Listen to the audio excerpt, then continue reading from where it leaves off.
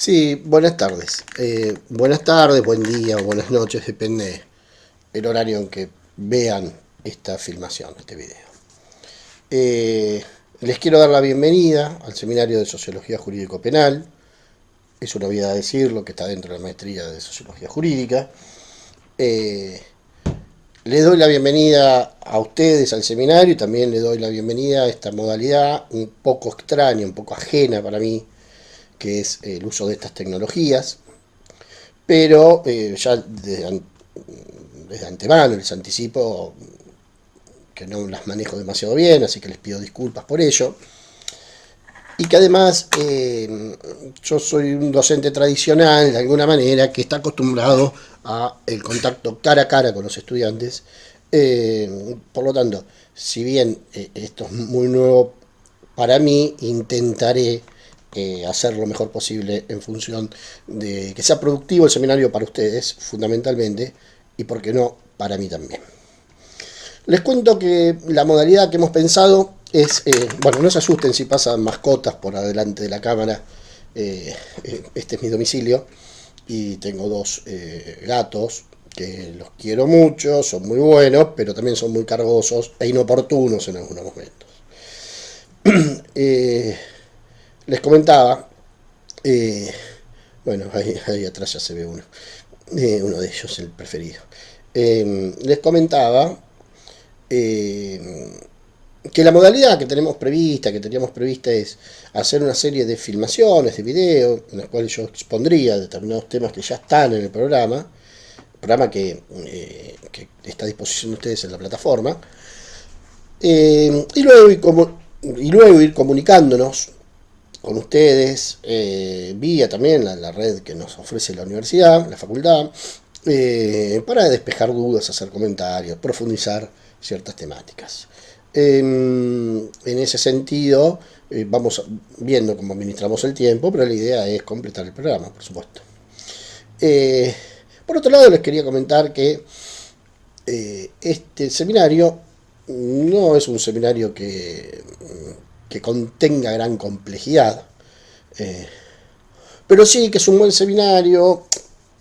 Disculpen la modestia, no es bueno por vídeo por la temática. Creo que sí es un seminario oportuno para poder tener ciertas reflexiones, no tanto desde el campo de lo jurídico o del ordenamiento jurídico, salí precioso, o del ordenamiento jurídico, sino básicamente desde la configuración de nuestros ordenamientos sociales, de nuestros órdenes sociales, o como vulgarmente se puede llegar a decir, de nuestras sociedades. En ese sentido, es un doble desafío porque considero que aquel que quiera tener un abordaje sociológico, jurídico, tiene una doble tarea. Tiene que ser muy estudioso del derecho vigente, por lo menos, y de los principios generales del derecho, del contenido del derecho, y por otro lado tiene que hacer un esfuerzo para completar esos conocimientos de lo jurídico, o ese conocimiento jurídico, con un conocimiento que provenga de las ciencias sociales, y en este caso básicamente de la sociología. Eh, Insisto, no es un seminario que seguramente ustedes han visto mucho estos temas. Tal vez el atractivo o lo creativo pueda llegar a estar en cómo lo podamos combinar en las dimensiones de las dimensiones sociales, o dicho de otra manera, las dimensiones sociales del derecho. Y básicamente, o principalmente, nosotros lo estamos abordando desde el derecho penal.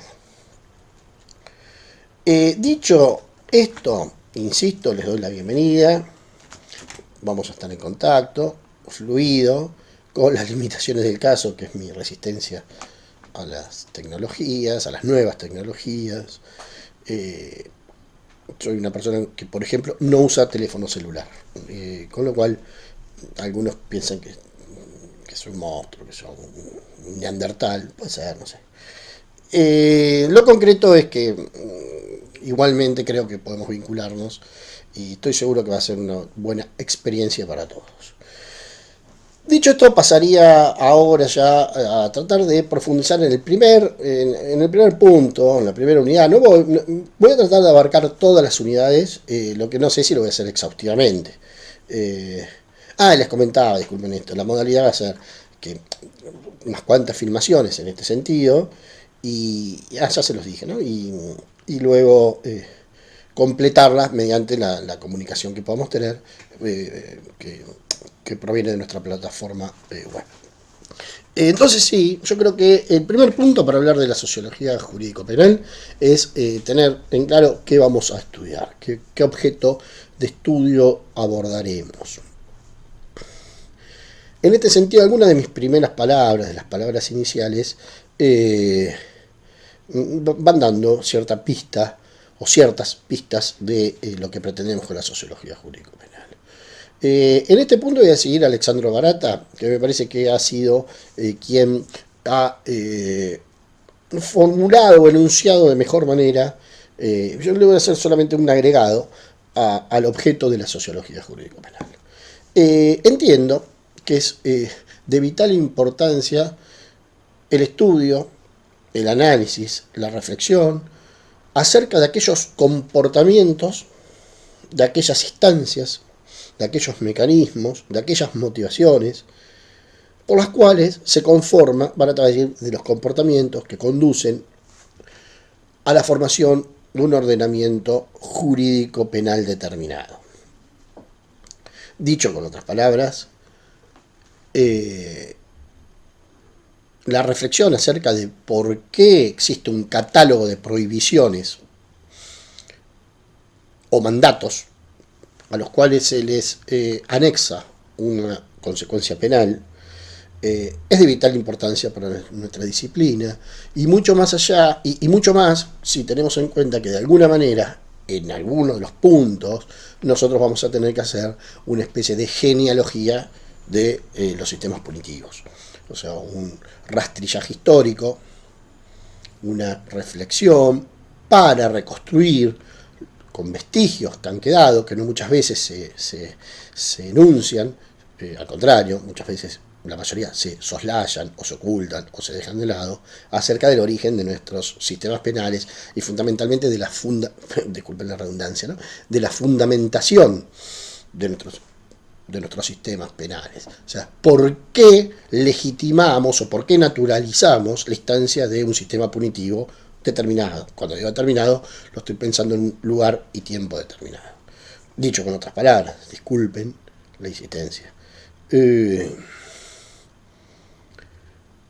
¿Por qué cuesta visualizar alternativas a nuestros sistemas penales? Y con esto no estoy negando el tema fundamental también, si se tiene en cuenta en los orígenes de los grupos sociales, en que cada vez que se instaura un orden social determinado, junto con la instauración de un orden social, o conteniendo la instauración de ese orden social, también están las posibilidades o las instancias de la desviación o la propia transgresión a ese orden social. Esto prácticamente va de suyo, y tal vez la psicología social tenga mucho para aportarnos de por qué se genera en nuestro aparato psicológico esta cuestión de el placer en la transgresión como liberadora, la transgresión o la violación a las normas como como una forma, digamos, de reafirmar cierta individualidad. O sea, al lado de la prohibición, la prohibición lleva consigo la posibilidad de violentar esa prohibición. Entonces, en este sentido, lo que quiero decir es que cuando hagamos un rastreo genealógico de los sistemas punitivos, no es que estamos negando o que estamos ignorando que dentro de los grupos sociales siempre se han generado transgresiones y siempre hubo distintas instancias del castigo. Lo que nos interesa fundamentalmente es por qué se implementó cierta modalidad, por qué nuestro sistema punitivo cómo surge el sistema punitivo, insisto, una cosa es el castigo y otra cómo se vehiculiza el castigo en las sociedades modernas. Esto hay que tenerlo en cuenta. Entonces, cómo surge una instancia, un sistema de punibilidad. Disculpen, me está haciendo lío el mascota, la más chiquita. ¿Cómo surge?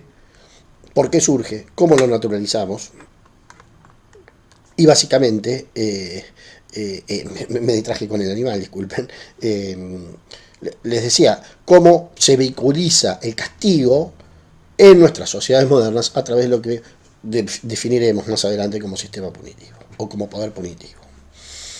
Por lo tanto, creo que uno de los objetivos grandes en el abordaje, en el objeto de estudio de esta disciplina, es precisamente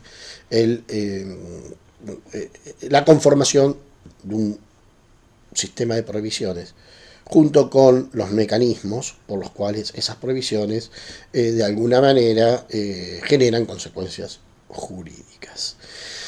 El otro aspecto que es imposible dejar de lado es en cuanto a la constitución o la consolidación de prohibiciones que, si bien están por fuera de nuestros ordenamientos jurídicos, también llevan adelante consecuencias penales, ya sea formales o informales. Lo que estoy distinguiendo acá es que dentro de una configuración social existen normatividades que son formales, y en este caso el derecho, y al lado de ellas existen otros sistemas normativos que podemos denominar informales, o bien que no, o bien que sistemas formales o informales, o bien sistemas jurídicos estatales u oficiales y otros ordenamientos. Algunos pueden ser jurídicos no estatales, piensen en los derechos de los pueblos originarios, por ejemplo, que hoy ya no podríamos discutir, que se tratan de verdaderos sistemas jurídicos, pero que no provienen del Estado, no son creados por el Estado ni aplicados por el Estado, como así también determinadas normatividades que provienen de otros ámbitos, que no son el derecho, pero que tienen realmente determinada incidencia, peso, influencia en la configuración social y básicamente en... Bueno, acá les presento este es el más chiquito, se llama Chupete. Se llama Chupete porque chupetea. Al más grande lo tengo que haber costado, no quiere salir en pantalla. Otras normatividades, otros verdaderos sistemas que configuran la realidad social y que tienen hasta mayor incidencia que los ordenamientos jurídicos, mayor incidencia en cuanto a las interacciones individuales, ¿no? las relaciones sociales. Quiero decir que si bien el derecho tiene un peso específico, más que nada en cuanto a lo que es el ordenamiento de un Estado, cómo se organiza un Estado, es un gran peso y fundamentalmente mediante la regulación de sus propias burocracias, y que tal vez es cierto que hoy estemos vinculados permanentemente a través del derecho.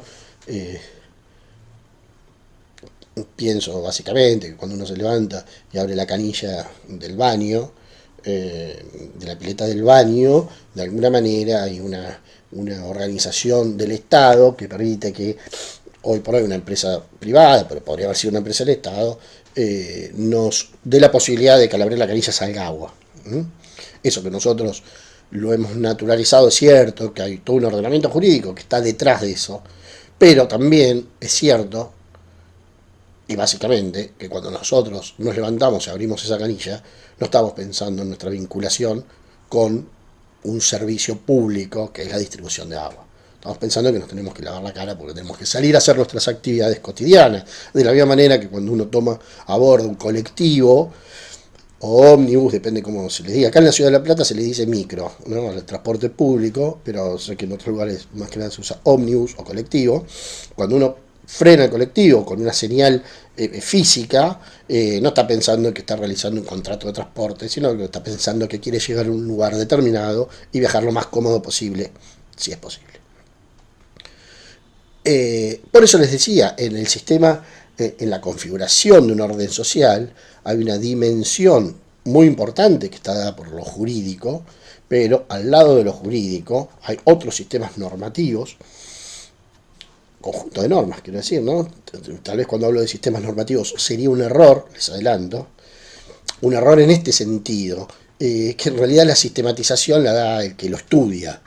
Eh, los sistemas normativos no vienen sistematizados.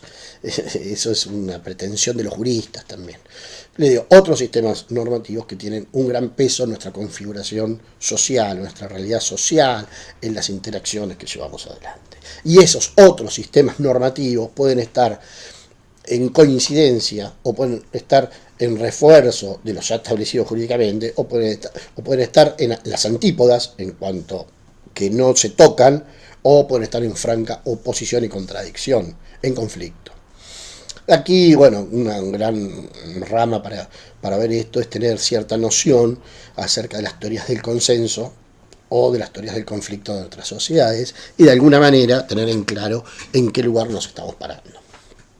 Pero les decía esto, entonces, como objeto de la sociología jurídica, el primer paso es ver cómo se van configurando los sistemas normativos formales, pero teniendo presente también los otros sistemas normativos que inciden de manera concreta y clara en nuestros comportamientos cotidianos. Y cuando hablo de otros sistemas normativos, voy desde lo religioso, sistema más allá de las creencias o no individuales. Hay una tradición en Occidente judeo-cristiana que invade muchísimas de nuestras instituciones y nuestras formas de pensar, pero también estoy pensando en algo que podría llegar hasta ser más básico, que no lo tenemos muy en cuenta, que es nuestro propio lenguaje. Uno habla, se expresa, el acto del hablar, mediante un sistema de normas. O sea, el acto de hablar está regulado por normas. O sea, las normas de la gramática, que si bien cuando decimos la palabra mamá, papá, no lo tenemos presente, estamos hablando de grafemas, estamos hablando de cómo conjugar las palabras, de cómo relacionarlas con otros vocablos, cómo formar una sintaxis, cómo formar una semántica. En definitiva, hay todo un conjunto de reglas, de normas, que indican que uno esté hablando bien o esté hablando mal. Con lo que implica para la conexión, para la vinculación con el otro.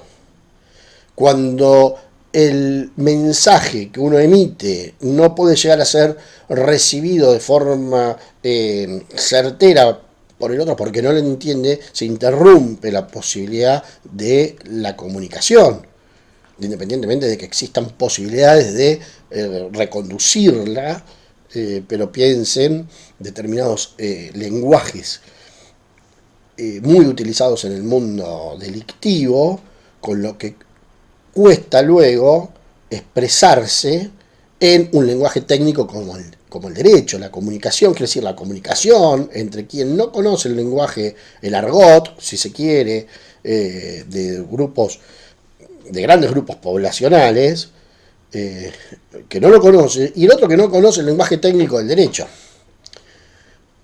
Y de allí que se revele esto, de alguna manera, cómo se define, cómo se resuelve, digamos, esta problemática. Bueno, se resuelve por una instancia de poder. Y ese poder, siguiendo de alguna manera ciertas enseñanzas de Foucault, y ese poder no siempre lo tiene el mismo actor o el mismo agente, o está enclavado en la misma institución. Ejemplo tonto, disculpen, yo soy un gran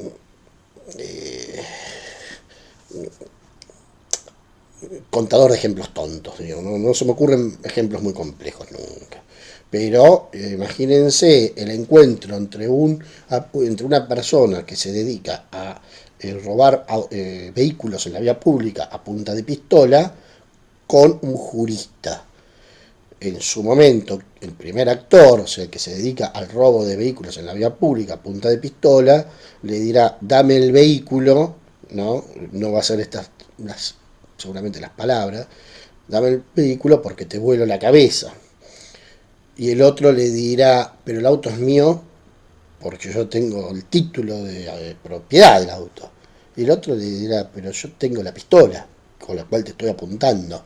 Esto traducido en un lenguaje de grupos vulnerables de todo punto de vista, pero también con dificultades en la forma de expresión formal, y que se generan sus propios argot. Todos conocemos determinadas palabras, y mucho más. Hay series y todo esto que nos van transmitiendo. Hay diccionarios, ¿no? Que se manejan en el mundo delictivo, o sea, traducidos. Quiero decir, Alejandro Isla tiene, por ejemplo, un antropólogo social, Alejandro Isla, tiene todo un diccionario, una traducción de determinados vocablos. Les decía de la imposibilidad de comunicar. En ese momento, el que tenga la pistola va a tener el poder, y el jurista que va a entregar el auto tal vez tenga el poder si esa persona es detenida y llevada a tribunales en el contexto de un proceso penal. Quiere decir que la persona, quiero decir que en las relaciones sociales, esta relación social, que no es una relación social deseable para quien es desapoderado de su propiedad, independientemente del valor que le demos a la propiedad,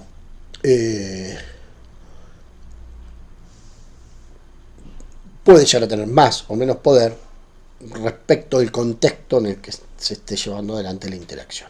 Pero insisto con esto, que quede claro esto, porque luego vamos a volver sobre esto cuando hablemos de el control social formal y el control social informal. Ya se va a entender un poco mejor. Lo cierto, que es lo que quería dejar en claro, que el primer objeto de estudio va a ser el estudio de los comportamientos que conducen a la elaboración, a la creación y a la consolidación de sistemas normativos formales, y más que nada de contenidos penales.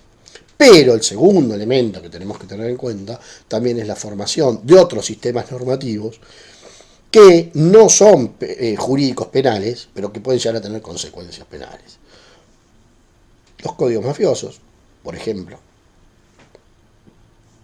o sea, los códigos de AMPA,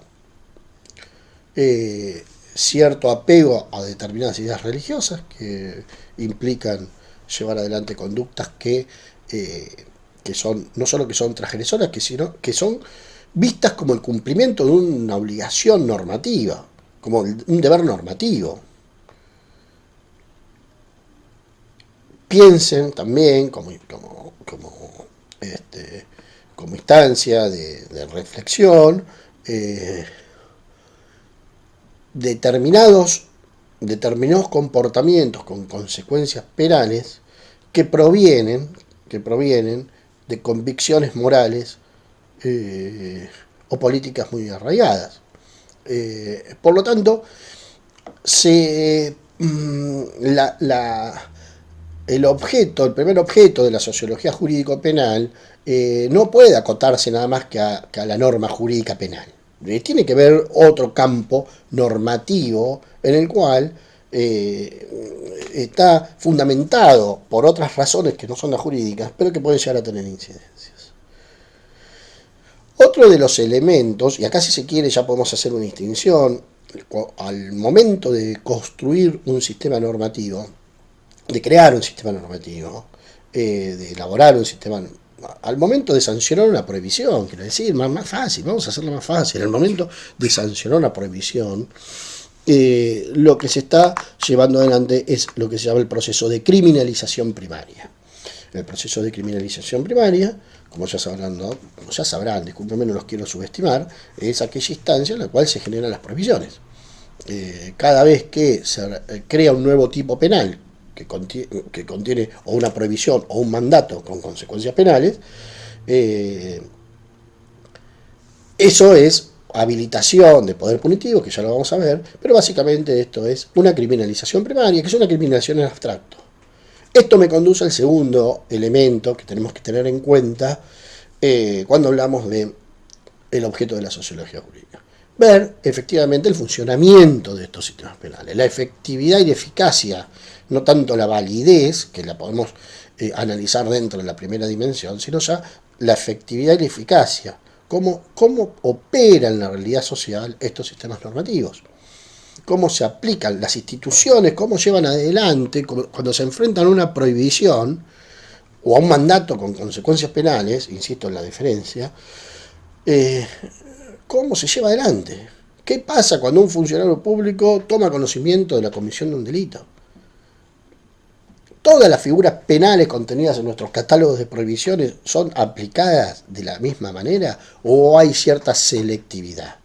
Bueno, nosotros, disculpen que me adelante, vamos a concluir que hay cierta selectividad al momento, que si bien en la criminalización primaria hay un campo muy vasto y hay un sinnúmero de figuras delictivas, en la práctica, en el funcionamiento de los sistemas penales es en clave selectiva, disculpen, en clave selectiva.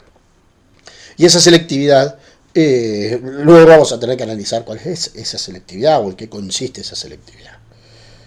Básicamente, también adelantándome un poco a lo que quiero expresar, la selectividad está dada porque los sistemas penales se aplican a grupos vulnerables, no se aplican a grupos poderosos, y cuando tocan los poderosos es porque estos han perdido la cobertura, el resguardo o la protección que rodea precisamente a los poderosos. Cuando esto, quiero decir, a los grupos vulnerables son los que caen en las redes del control social penal, y ya estoy adelantando un término que lo voy a desarrollar un poquito más adelante, con facilidad, y aquellos miembros de los grupos sociales poderosos solo caen en las redes sociales cuando realmente otro poderoso, y piensen en la situación actual del país, cuando otro poderoso así lo dispone de alguna manera. Cuando digo piensen en la situación actual del país, porque al lado de nuestra criminalización secundaria, ¿qué es esto? ¿Cómo opera, cómo se aplica en concreto un sistema penal determinado? Al lado de los grupos vulnerables, que hay que ver cuáles son los grupos vulnerables, no siempre fueron los mismos. Hoy podríamos decir que son los grupos vulnerables, son los grupos sociales más pobres, los empobrecidos, los pobres estructurales, y los empobrecidos son los sectores más pobres, y fundamentalmente dentro de esos sectores pobres los jóvenes varones, ¿no? El 90% de nuestras cárceles son jóvenes varones, eso ya lo vamos a poder hablar con más detenimiento. Lo que les quiero decir, que al lado de los grupos vulnerables, que en nuestro país, en nuestra región son los pobres, no siempre fueron los pobres. En los 70, que ya vamos a ver, esto va a ser interesante, fueron determinados grupos de clase media o grupos profesionales o trabajadores comprometidos. En otras épocas y en otros lugares han sido las mujeres, en otras épocas y en otros lugares han sido miembros de determinadas razas o etnias. Y bueno, ahí se va consolidando quién es el grupo vulnerable. ¿Qué cambia? ¿Qué se modifica? E insisto, cuando los poderosos o quienes realmente no pertenecen a esos grupos vulnerables caen dentro de las redes del control social, es por dos motivos. Primero, por un gran esfuerzo individual que han hecho para quedar dentro de las redes del control social. Y segundo, porque han perdido la cobertura de sus propios pares poderosos que utilizan también las penalidades como para desembarazarse de sus rivales, de sus competidores. Cualquier análisis que se quiera hacer de esto, o mejor dicho, cualquier abordaje de la realidad social de nuestro país, no todos los estudiantes que están acá son de Argentina, tengo entendido. Todavía no recibí los correos de todos los que van a participar. Les quiero decir, en nuestro país hoy se está dando una cierta situación en la que el sistema penal está avanzando sobre determinados grupos de personas que no pertenecen a clases vulnerables marginadas, ni mucho menos, son poderosos. Pero esto sucede porque hay otros poderosos que habilitan esta instancia. Entonces les decía, el primer objeto es la criminalización primaria, o sea, cómo se conforma un grupo, un sistema normativo penal determinado, pero junto con eso también hay que estudiar las normatividades informales con consecuencias penales.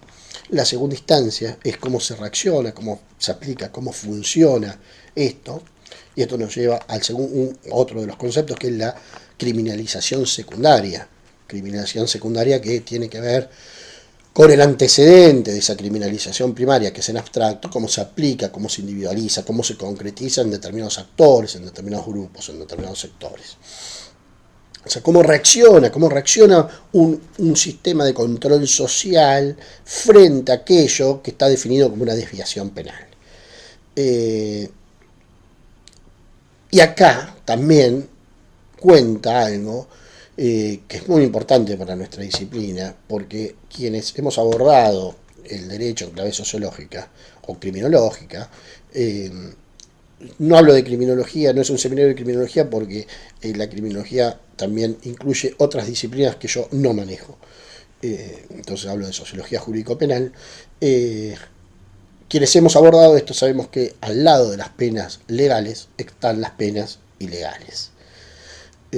Quiero decir, nuestro código penal, el código penal argentino prevé en realidad son cuatro especies de pena: la pena de reclusión, prisión, multa e inhabilitación. La reclusión ya no está más vigente, por razones que la vamos a tocar un poquito más adelante. O sea, serían tres: prisión, multa e inhabilitación.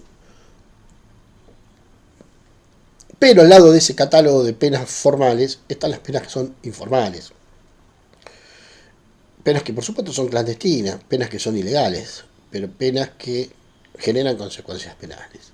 ¿A qué me refiero básicamente? Gatillos fáciles, o sea, fusilamientos sumarios, la pena de muerte, que no está prevista en nuestro ordenamiento jurídico penal, pero que se aplica y se ha aplicado muchas veces y lamentablemente se va a seguir aplicando.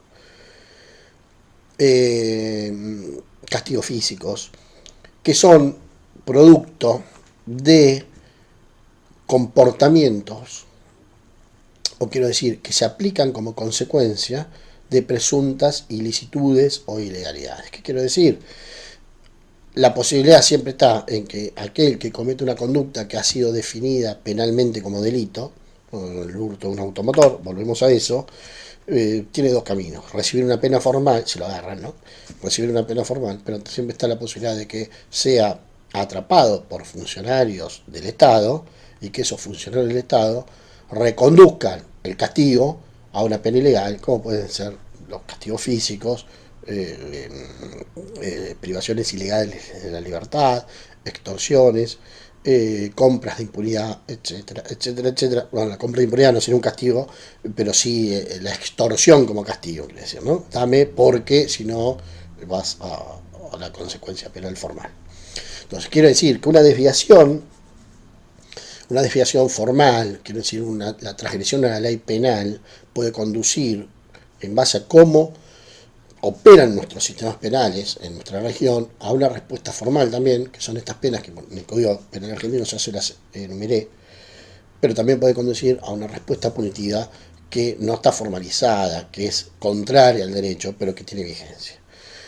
Quienes hemos tenido la posibilidad de hablar con personas privadas de la libertad, personas que se dedican a actividades que no son, que son prohibidas, comentan que el primer contacto con cuando son detenidos, cuando son demorados, cuando son conducidos a un espacio público, a un espacio del Estado, que es una comisaría, una prisión, lo que sea, el primer paso es una buena paliza, una buena golpiza como bienvenida, que no se las proporcionan los otros detenidos, sino los propios oficiales, por el solo hecho de estar detenido. Esos son penas informales o penas ilegales.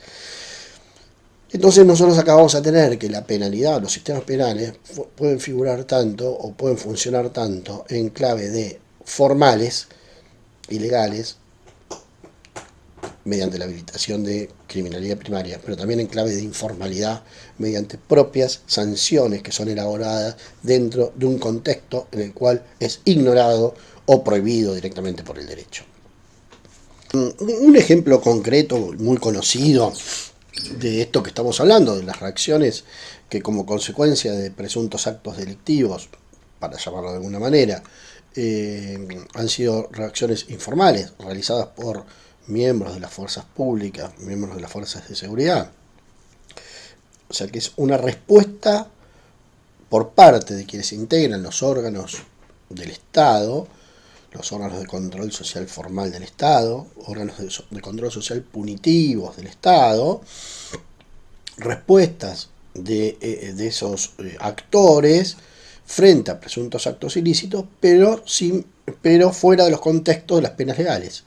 Un claro ejemplo de esto, no sé si lo recordarán o lo tendrán presente, sucedió en Río de Janeiro en la década de los 90, mediados de los 90, la masacre de la Candelaria, la masacre que se produjo dentro en la iglesia Candelaria, ahí cerca del centro de Río de Janeiro. Es una zona que no es muy visitada por turistas, pero una zona muy interesante para conocer. La masacre de la Candelaria fue un grupo de integrantes de la Fuerza del Estado que actuó en clave de parapoliciales y como respuesta a ciertos comportamientos de menores, comportamientos delictivos de menores que dormían en la iglesia Candelaria, en la puerta de la iglesia de la Candelaria, una noche fueron y los ejecutaron. Se salvó uno de milagro, lo que después tuvo una historia muy conocida también porque tiene que ver con la toma de rehenes en un colectivo. Es una clara respuesta informal, ilegal, informal, frente a lo que sería una conducta definida como delito, o sea, una respuesta a una en un contexto de criminalización primaria o legitimándose o en base a una pretendida, no, perdón, me estoy expresando mal, en base a la existencia de una criminalización primaria, la respuesta fue una respuesta informal, una reacción informal, obviamente una reacción ilegal. Entonces creo que quedó claro ahí. Insisto, disculpen si me voy deteniendo demasiado, pero es para quedar claro. Entonces el objeto de estudio de la materia tiene que pasar, desde mi punto de vista, insisto, siguiendo a Barata y con alguna modificación, un agregado en realidad, que se llama la cual es el estudio de los comportamientos que conducen a la instauración de un sistema formal penal, pero también de un sistema informal penal, o sea, la formación de ese sistema, y esto es criminalización primaria, y también tiene que abordar las respuestas, perdón, la otra dimensión es cómo funciona ese sistema, ya sea tanto en su clave formal o informal, cómo opera, cómo se reacciona efectivamente. Ay, chiquito. A esa desviación.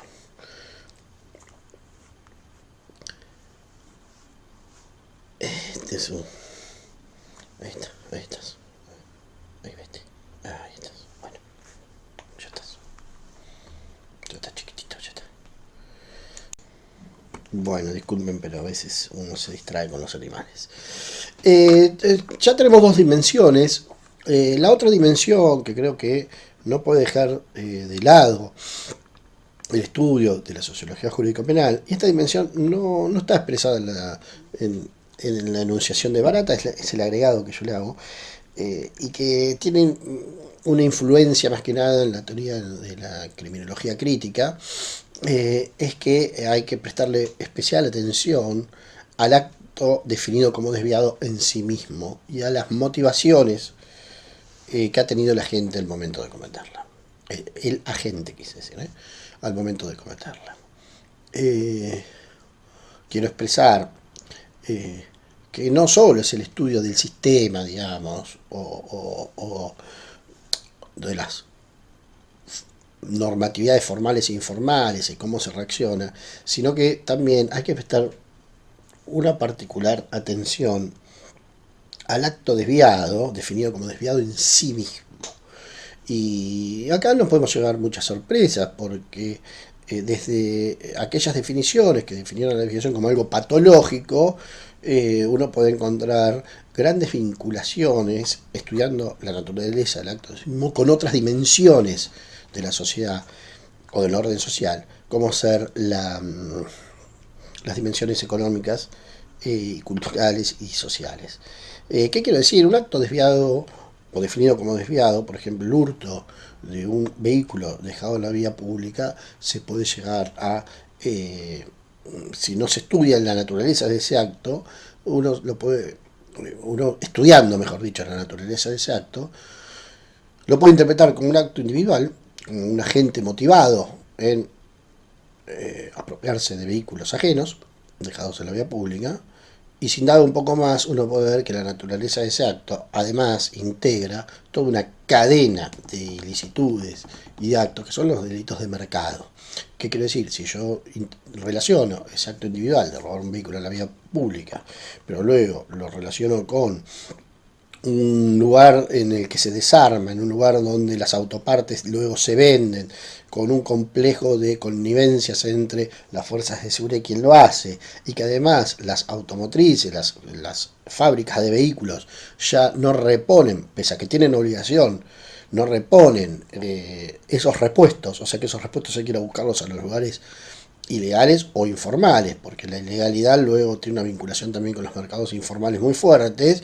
Lo que va a estar viendo en definitiva es un delito de mercado, un delito que tiene que ver con el delito económico organizado. O sea, aquello, insisto, que lo podemos ver como algo individual, de un tipo que se apodera un vehículo en la vía pública, si ese apoderamiento es parte de una cadena en la cual se comercializan autopartes, y bajo los ojos y la mirada de todos, porque por ejemplo en nuestro país, en la ciudad de Buenos Aires, hay no sé si es la ciudad de Buenos Aires o el conurbano, una calle muy famosa, pero es famosa desde que yo soy pequeño, o sea, hace muchos años atrás, se llama Warner, que son todos los autopartes, o sea, se venden las autopartes allí. Y eso no es nuevo, eso está a la vista de todos. Entonces creo que también estudiar, analizar el acto de Dios en sí mismo tiene una gran potencialidad y es necesario hacerlo, porque además el acto desviado en sí mismo puede ser una especie de reacción ante un sistema que perjudica a determinados sectores sociales. Puede ser un acto de rebeldía, puede ser un acto de inmadurez, puede ser un acto de un alienado, puede ser un acto premeditado, puede ser un acto de un revolucionario, etcétera, etcétera, etcétera.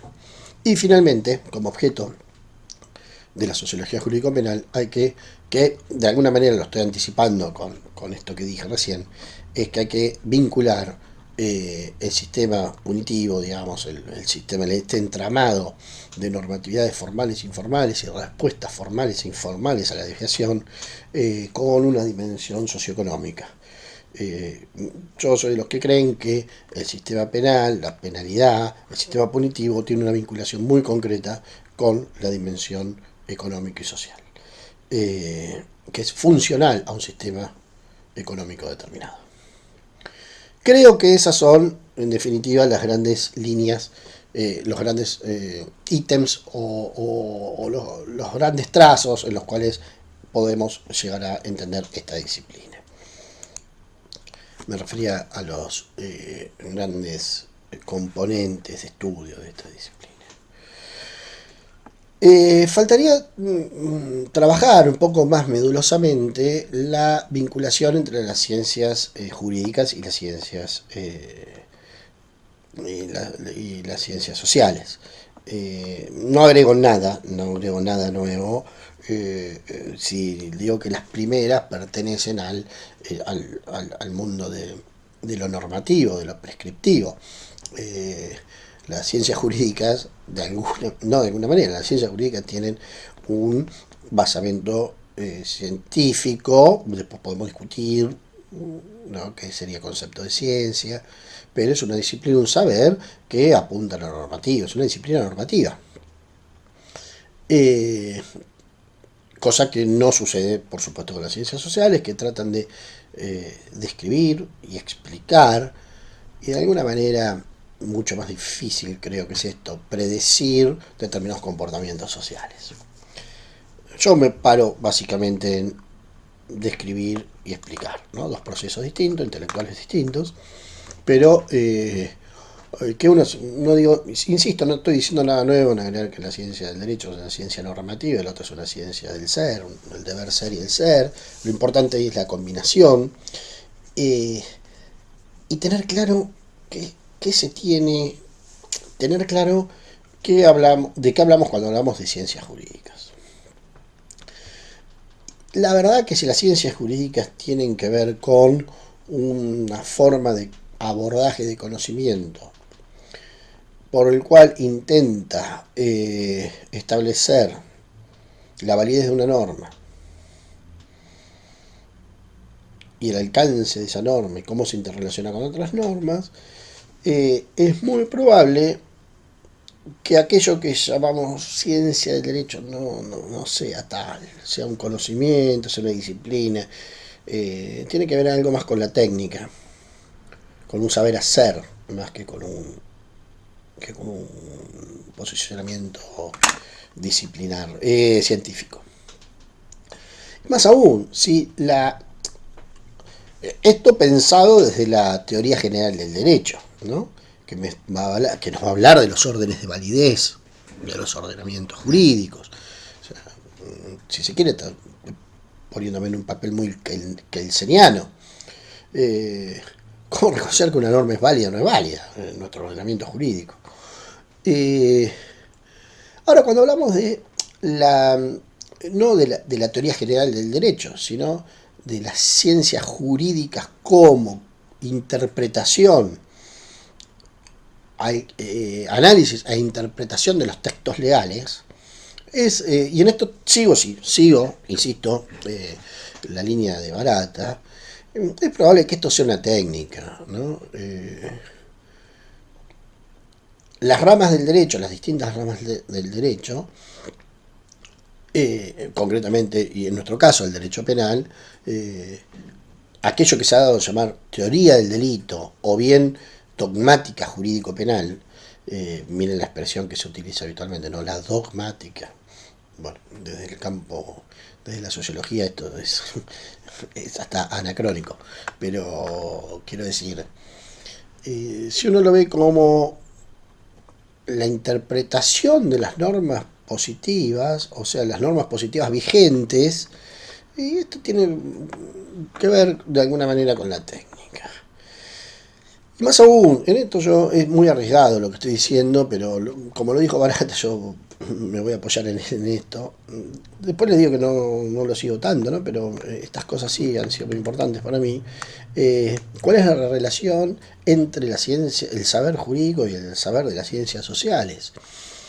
Este criminólogo que estoy nombrando está diciendo que las ciencias jurídicas o el saber jurídico, para no contradecirme, ha llegado a un estado de estancamiento tal que directamente no reputa, no califica como saber científico, y sí como un saber técnico. Y que el saber científico, en este caso, es el que proviene de las ciencias sociales.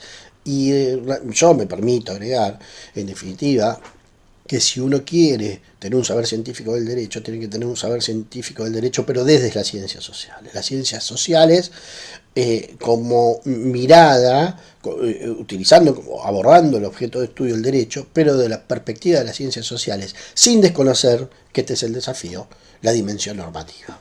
Cualquiera que se quiera dedicar a sociología jurídico-penal y desconoce o descuida la faz normativa o la dimensión normativa, está haciendo de alguna manera un trabajo incompleto, para hacerlo suave, ¿no? Para no generar, para no ser agresivo con mis afirmaciones.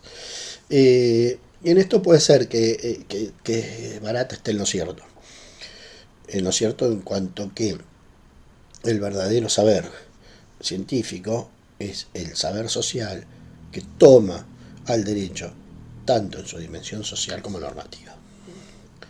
Creo que de alguna manera esto no lo podemos perder de vista. Y les decía que si esto es así, es acá donde cobra vital importancia una distinción, una conceptualización que es muy familiar en las ciencias sociales, sí, familiar es la palabra correcta, pero no tanto en los abordajes jurídicos, que es la noción de control social, que ya en un segundo les paso a decir cuál es mi noción de control social y cuál es la fuente de la cual agrego esto. Disculpen, había hecho un alto porque las mascotas tienen un horario de comida que si no me pueden llegar a devorar si no los satisfago. Les estaba hablando del control social y de la noción de control social. Previo a eso les quería comentar una cosa. Es como bibliografía de esto que estuvimos viendo, de los sistemas punitivos formales, informales, eh, además de esta definición, que yo les dije que sería Alexandro Barata, los trabajos de Lola Anillar de Castro desarrollan muy bien esto, y desarrollan muy bien esto de lo que son los sistemas legales, sistemas paralegales o paralelos o que están ocultos, la transgresión que está oculta dentro del propio sistema legal como les decía, paralelo o bien ilegal. Este conjunto, este entramado, lo trabaja muy bien la doctora Lola Anillar de Castro. Respecto de este tema de control social, yo básicamente sigo a un autor, creo que es israelí o sudafricano, o es israelí que trabaja en Sudáfrica, la verdad no lo tengo muy presente, búsquenlo ustedes, háganme el favor y me lo cuentan. Stanley Cohen, y a un jurista argentino radicado en España que se llama Roberto Bergali.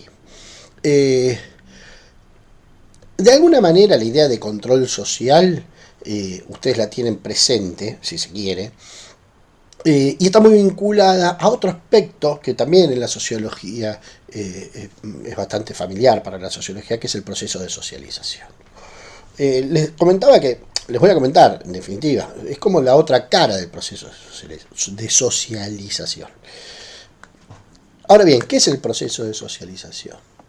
El proceso de socialización es aquel en el cual el individuo pasa a integrar parte de una sociedad, un orden social. Es como la sociedad, el orden social forma al individuo, le transmite pautas, valores, formas de actuar, formas de ser, formas de pensar, formas de sentir, que son previas a la aparición de un individuo concreto en este mundo.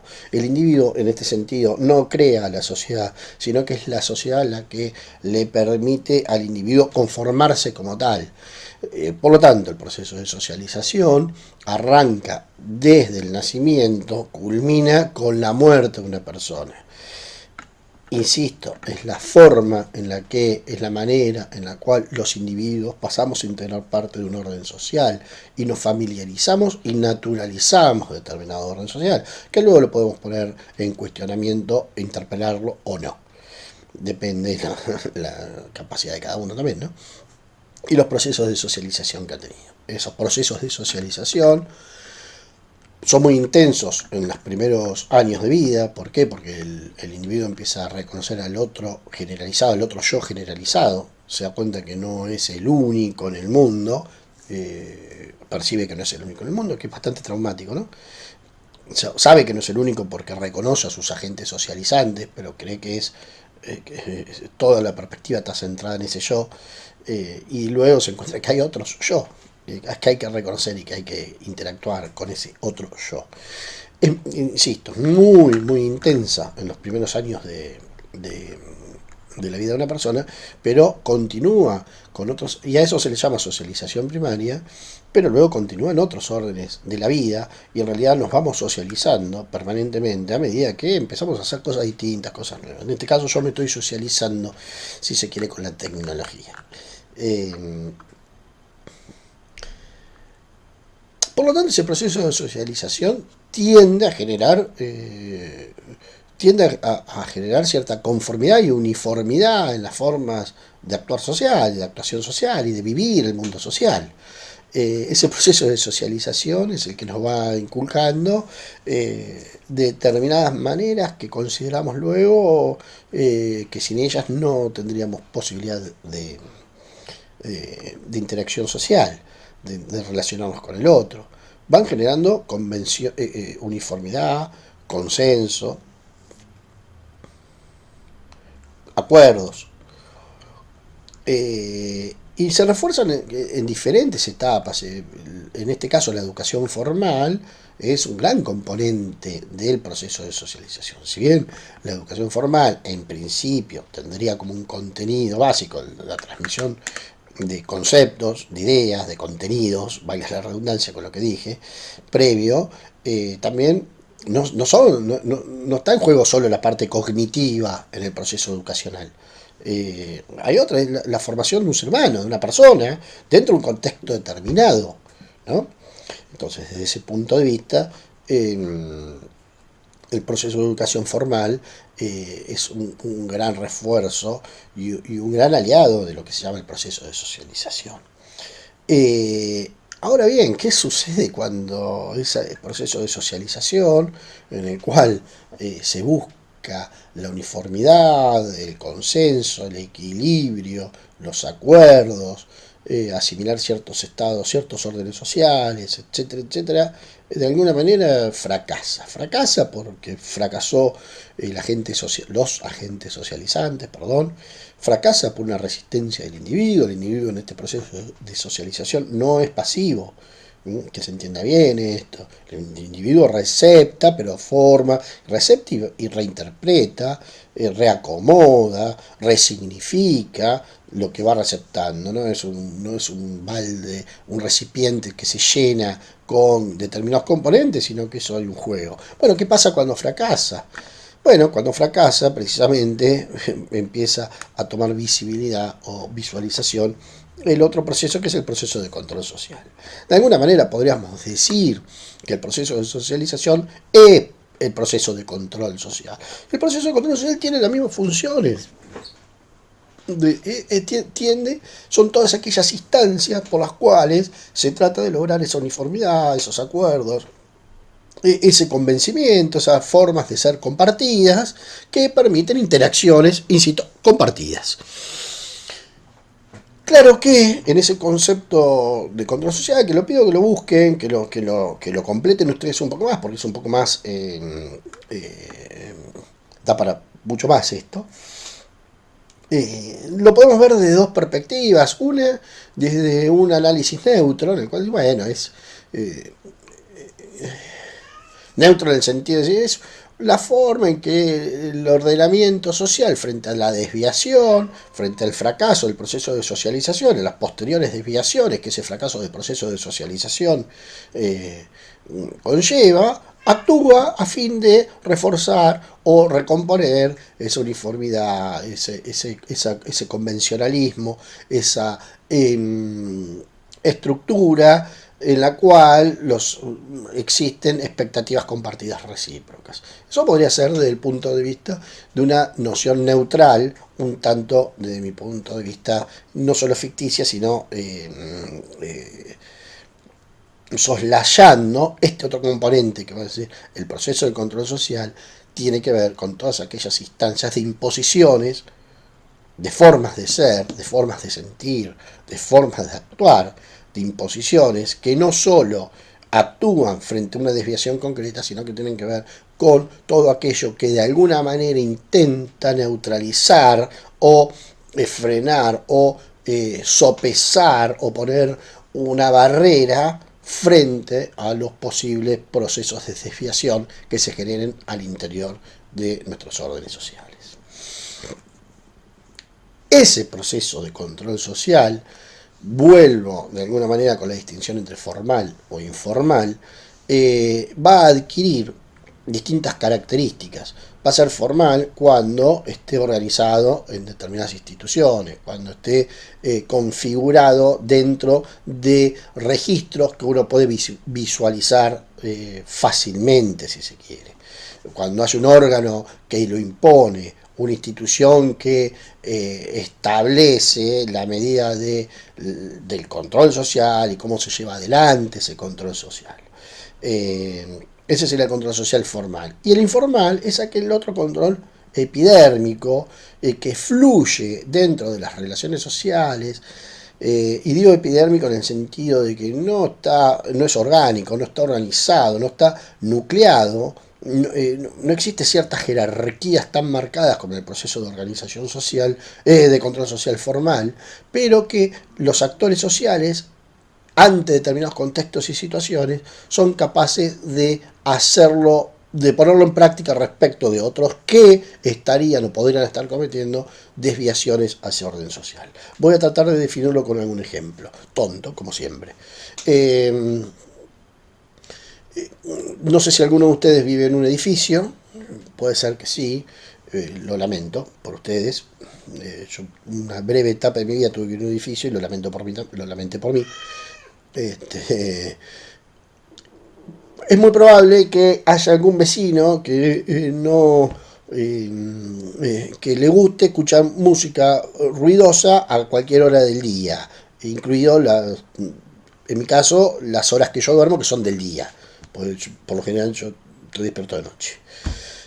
Pero vamos a una persona convencional, normal, que duerme de noche, que insisto, no es mi caso, me cuesta mucho dormir. Un vecino que pone música a las 4 de la mañana, lunes, martes, miércoles, jueves, viernes, sábado, genera la reacción del vecino que se siente afectado. Ese otro vecino tiene dos opciones. La opción 1, ir a un control social formal, disculpen siempre la tontería de los ejemplos, pero ir a quejarse al consorcio, al administrador, que tome una medida, o bien puede ir a hacer una denuncia, control urbano, convivencia, no sé cómo se llama en cada jurisdicción de ustedes, no, bueno, a la policía por ruidos molestos.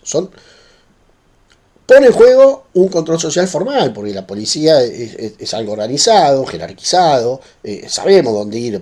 Si tengo que ir con policía, sé que tengo que llamar a determinado lugar, no es muy difícil esto. El consorcio es algo que también está formalizado, que por lo general tiene un reglamento de convivencia y que está en el cual puede contener prever sanciones al vecino molesto, etcétera. Ese es un control social formal. El informal es que puedo subir al vecino y explicarle en los términos que pueda de que tiene que bajar la música y no la tiene que poner más. O bien puedo fomentar ciertas reacciones colectivas del resto de los vecinos, el desprecio, la retirada de un saludo, la quita de solidaridad, etcétera, etcétera. Son reacciones hasta que, si se quiere, un tanto espontáneas, por eso digo epidérmicas. No tiene que ver con el contexto de una estructura organizacional, sino tiene que ver con la posibilidad o no de marcarle al otro la conducta que se espera correcta o de modificar la conducta que se cree incorrecta. Ahora bien, ese control social, formal o informal, puede adquirir, puede revestir notas punitivas o no punitivas. Esto es bastante interesante y les pido un segundo de paciencia. Les estaba contando. Ahora que el control social formal o el informal puede adquirir notas o características de un control social punitivo, formal punitivo o no punitivo. Si uno analiza, por ejemplo, vuelvo con la educación, tal vez a primera vista podría decir que en el proceso educativo o en el contexto educativo se ejerce un control social frente a aquellos casos considerados desviados, de desviación, se ejerce un control social formal que no es punitivo. De alguna manera, nosotros pensaríamos que la educación tendría que estar exenta de los controles sociales punitivos, de los castigos. Esto, entrecomillémoslo. Si uno piensa en los sistemas de salud, de la salud pública fundamentalmente, podría pensar que tampoco se trata de sistemas formales de control social punitivo en aquellos casos en los que se está tratando de resguardar la salud en el contexto público, más que nada, ¿no? Estoy hablando de instituciones públicas. Quiero decir que en el contexto del mundo de la salud puede haber desviaciones, ya sea los pacientes, básicamente estoy pensando en los pacientes, comentar determinado tipo de desviaciones que den lugar a ciertos controles sociales frente a ese paciente que estaría haciendo comportamientos inadecuados. No sería un control social punitivo. Es formal, control social formal, pero no sería punitivo. Bueno, entrecomillémoslo también. Ahora, claramente cuando hablamos del derecho, también tenemos esta distinción. Hay determinados aspectos del derecho que uno no podría decir, que en principio no diría que serían punitivos. La necesidad, digamos, o la previsión en el derecho nacional, en el derecho argentino, de registrar un inmueble en el registro de la propiedad, no es en principio compulsivo o algo que es punitivo, sino que tiene que ver con los efectos después sobre esa propiedad. Ahora, cuando hablamos del derecho penal, cuando hablamos del derecho represivo, claramente es un derecho, un control social punitivo. La esencia del derecho penal y de la penalidad es lo punitivo. Entonces nosotros podemos tomar esta distinción entre entre control social formal, punitivo y no punitivo, y hay determinadas instancias en las que claramente hay notas distintivas de punitividad y otras que no.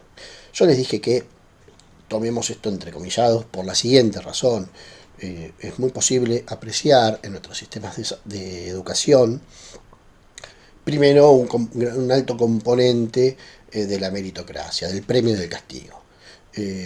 No supongo que no tanto en estas nuevas generaciones, pero en generaciones anteriores, la cual me ha tocado, la escolarización y el proceso educativo estaba acompañado de fuertes notas de punitividad que tenían que ver con el derecho a una imagen, que tenía que ver con la reputación sexual, que tenía que ver con la procedencia de las familias, la procedencia familiar y la constitución de las familias. En mi caso, concreto, mi generación, somos una generación que gran parte de su escolaridad la llevó adelante cuando no estaba vigente la ley del divorcio vincular y cuando tener padres separados significaba ser un chico problema y pasarse muchísimo tiempo en los gabinetes psicopedagógicos. Para poner un ejemplo, y muchas de las niñas de aquel momento, niñas jóvenes, que quedaban embarazadas a muy corta edad, de determinados colegios tenían que abandonar ese colegio. Si uno empieza a notar si empieza a notar esas características, puede llegar a concluir que aún en ámbitos en los que uno no los piensa como punitivos, existe la punitividad, está muy marcada, está introyectada, funcionan en clave de castigos, de premios y castigos y de punitividad, como la conocemos en las sociedades modernas. Les dije que tomen entre comillas el sistema de salud, pero cuando uno advierte que el disciplinamiento de los pacientes tiene que ver por sus formas de ser, más que nada, y no por sus padecimientos, que por supuesto no habría que disciplinar a nadie que padezca una enfermedad, pero que dentro del contexto de salud se disciplina sectores sociales muy grandes, y esto tiene que ver en algunos lugares de las provincias, en los cuales el área de maternidad está regulada por premios y castigos, de alguna manera. El ámbito del cuidado del cuerpo, el ámbito de la consideración del propio cuerpo, el propio sistema de salud, puede estar, podemos encontrar muchos componentes que tienen que ver con una lógica de premios y castigos. Piensen, por ejemplo, en el sistema psiquiátrico, el neurológico psiquiátrico. Los hospitales públicos que atienden ese tipo de padecimientos en realidad se asemejan más que nada a prisiones y no a hospitales. Ahora, insisto, el derecho tiene una nota de coerción que no la podemos soslayar. Yo les decía que hay ramas del derecho que no se apreciaría tanto esta cuestión de la punitividad. No registré la propiedad en el registro de la propiedad, bueno, no puedo hacer valer mi propiedad a terceros.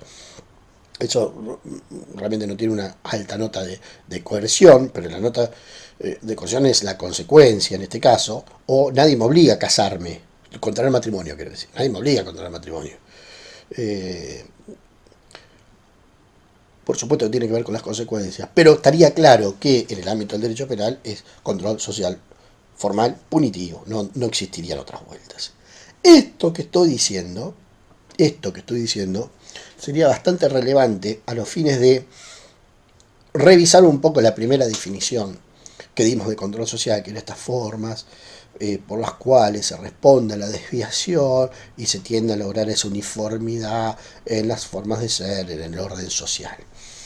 Porque la criminología tradicional, en este sentido, ha redefinido esto y está viendo, mejor dicho, en el campo del control social formal del Estado, que esto no lo dije, esto puede ser control social formal, informal, y puede ser estatal o no estatal,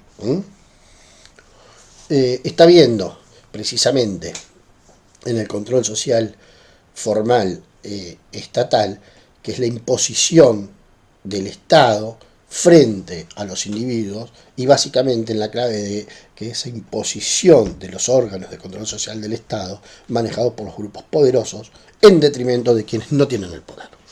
Y acá ya nos planteamos en otro modelo de sociedad, que no es el modelo consensual, en esto de la lógica de la uniformidad y el equilibrio de la sociedad, sino que estamos planteando que las sociedades están estratificadas, las sociedades están estratificadas verticalmente o verticalizadas, y en esa sociedad verticalizada hay grupos que están por encima de otros, y hay grupos que tienen poder y otros que no, y hay grupos que tienen poder y que lo ejercen frente a los otros grupos. Entonces el control social formal, estatal, penal en este caso, tiene que ver con esta idea de la imposición. Ya no es un concepto tan neutro, tan naif, si se quiere, sino que es un concepto del cual está hablando de dominación, de clases sociales, de explotación, de sometimiento, ¿por qué no de rebeldía, de oposición, etcétera, etcétera, etcétera? Bueno, por ahora creo que podríamos dejar en esta instancia. Me voy a fijar a ver si habría algo más para agregar en estos puntos. Creo que estaría bastante cubierto. No, lo que sí quedaría para agregar, que me estoy fijando acá en el programa, sería ver cómo está compuesto el control social formal estatal punitivo, cuáles son las agencias, cuáles son los integrantes de esos controles social punitivos. Y esto es un desafío que les pido a ustedes, esto es una tarea que les voy a pedir a ustedes. A mí me gustaría que me escriban, cuando nos comuniquemos bien, yo todavía tengo que ver bien cómo me manejo con la famosa plataforma. Pero sí quisiera que ustedes vayan pensando todas las dimensiones que están alcanzadas en el poder, en el concepto de control social estatal punitivo del Estado, ¿no? O sea, ¿qué instituciones están en juego? ¿Quiénes conforman eso? ¿Cómo es la dinámica? Y les quiero adelantar una cosa. Después lo podemos seguir charlando. Esta diferenciación entre control social formal o informal no es una distinción jerarquizante de unos sobre otros. Depende del contexto de actuación, puede ser mucho más efectivo, más allá que se comparta o no se comparta, pero generar mayores consecuencias, si se quiere, o cumplir mejor los fines previstos o las funciones previstas, el control social informal que el control social formal. Básicamente, a ver, se están peleando las mascotas, es terrible. Básicamente, es probable que en determinados contextos influya mucho más un control social informal que el informal, y en otros no, y en otros no.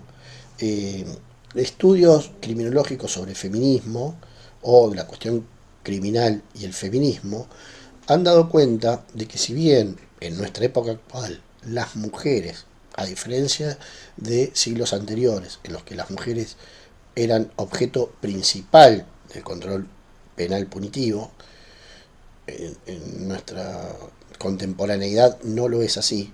El control social formal está orientado hacia los varones jóvenes, pero la incidencia del control social informal, según estos estudios que vinculan la cuestión criminal y feminismo, el control social informal sobre las mujeres tiene una gran...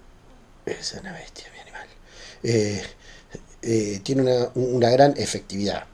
Existen estudios, por ejemplo, de cómo se presenta, de presentación física, ¿no?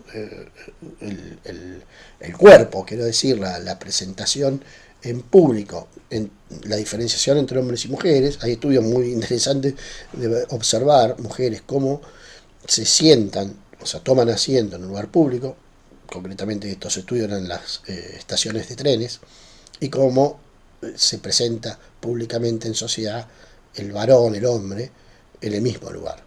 Quiero decir, la postura que adoptaban las mujeres era una postura corporal diferente a la de los hombres. Entonces quiero decir que el control social informal sobre las mujeres, y básicamente en clave de dos categorías muy importantes, que es su reputación sexual. Permiso. Ay, este es el otro. Ay, que no quiere, ahí está.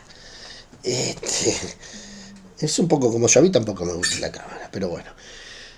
Les decía que el control social informal sobre las mujeres tiene una gran potencialidad de configuración de realidad social, y les decía que eran dos claves. Una en la reputación sexual, cosa que hoy ya no está tan marcado como en generaciones anteriores, y otra es de acuerdo a la o lo que tenga que ver con la maternidad.